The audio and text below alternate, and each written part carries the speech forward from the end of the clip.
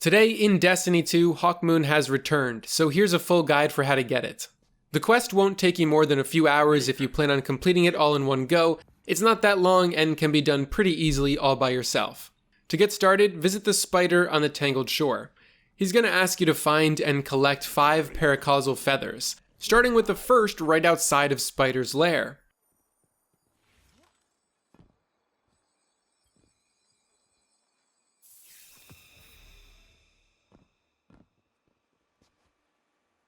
Next, you should head to the Sludge in the European Dead Zone and jump up to the floating platform that's across from the hollowed Grove Lost sector.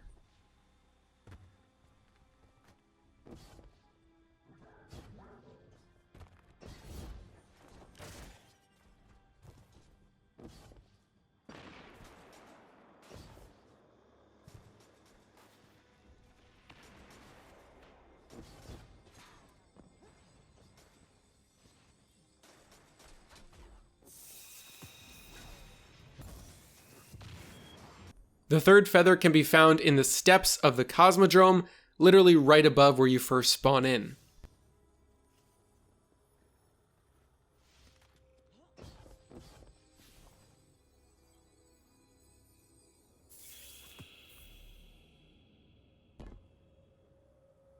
The next feather is in the Dreaming City. This one is just to the left of the giant doorway that leads to the Blind Well.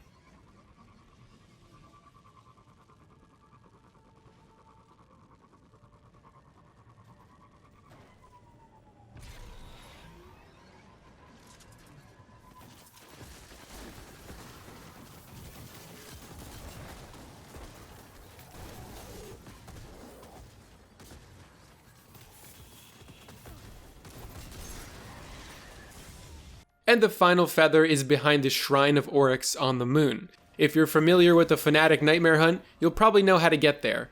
Just in case you are unsure, I will show the full route to get there, but I'll speed up the footage a little bit for this one since it is a bit of a run.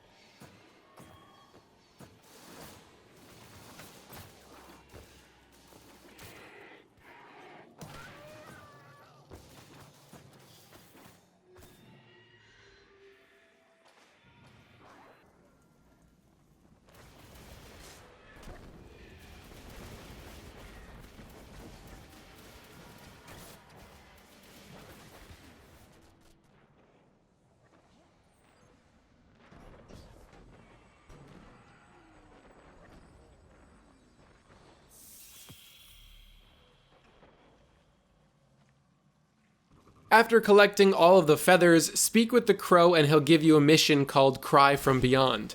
You'll have to navigate your way through a Taken-filled labyrinth in the EDZ, which is mostly just a big jumping puzzle.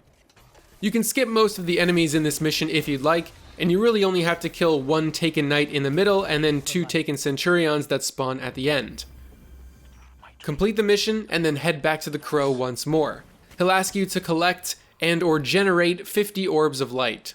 You can finish this step in all of like 5 minutes just by heading to the nearby Kingship Dock Lost sector and just killing the Scorn inside with a masterworked weapon.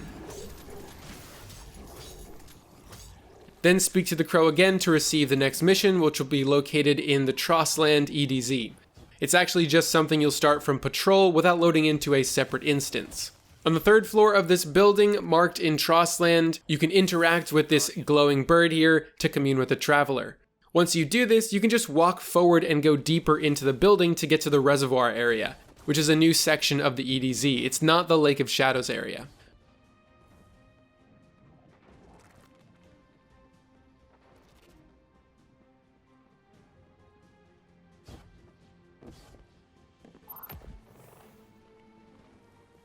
Within this area, you'll need to collect 5 more feathers. However, these ones are marked as you're running around, so you really can't miss them. Before entering the boss area, you'll need to turn left to grab the final feather, and this is where you'll find the crow's little hideout area. There's a ton of dialogue to listen to here if you continue to click the approach prompt whenever the crow finishes speaking. It's definitely worth listening to. After you're finished, head to the boss area. The only mechanic here is to defeat the bluish acolytes to drop relics, which can be thrown at the boss to break his shield. But he's going to disappear before you can actually kill him.